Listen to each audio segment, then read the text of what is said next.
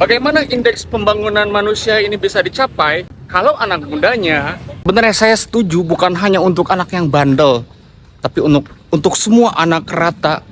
Barak militer.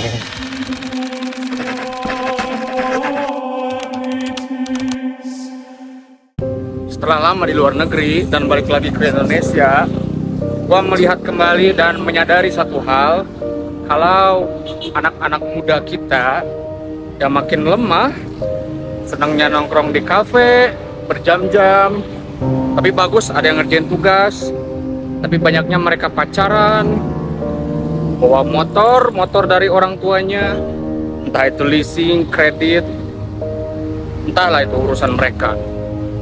Tapi yang jadi urusan pemerintah adalah bagaimana memperbaiki IPM, indeks pembangunan manusia. Bagaimana indeks pembangunan manusia ini bisa dicapai kalau anak mudanya itu banyak menghabiskan waktu dengan hal-hal yang nggak penting, jadi beban untuk orang tuanya. Kebijakan barak militer untuk anak sekolah, saya sangat setuju 1000%. Kenapa saya setuju?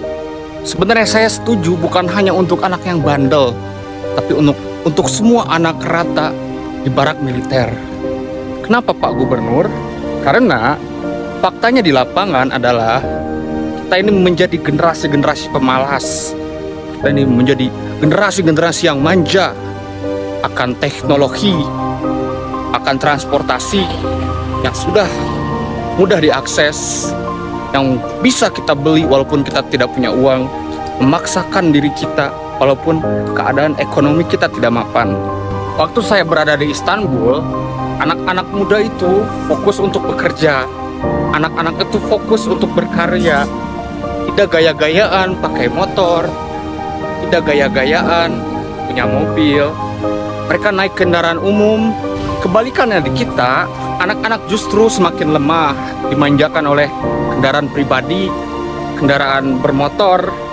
Ini pemikiran yang agak ekstrim, tapi bukankah penyumbang kemacetan salah satunya adalah dari anak-anak yang manja, yang terlalu dipogok sama orang tuanya, sampai rela mereka orang tuanya kredit demi anaknya bisa punya transportasi sendiri.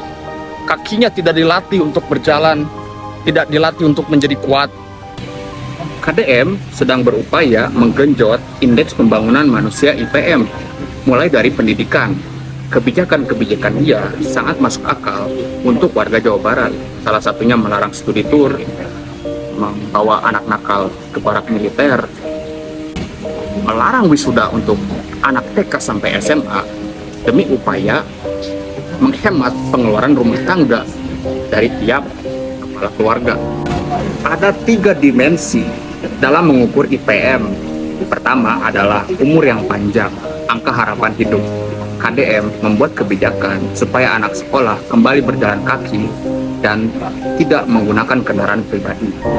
Zaman sekarang, anak-anak kakinya lemah, anak-anak gampang sekali dikasih jajanan yang tidak sehat.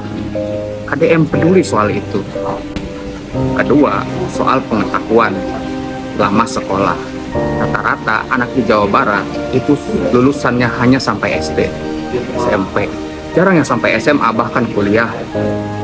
Upaya KDM melarang studi tour, melarang wisuda dari TK sampai SMA itu baik. Itu salah satunya untuk menggenjot IPM dalam lama sekolah. Jadi semakin hemat anggaran yang dikeluarkan rumah tangga, semakin besar kemungkinan anak-anak itu melanjutkan sekolah sampai SMA. Bukankah begitu? Dan secara tidak langsung, KDM memberikan upaya menggenjot IPM dalam dimensi yang lain adalah kehidupan yang layak, yaitu pengeluaran real per kapita tiap rumah tangga. Bukankah begitu, saudara-saudara?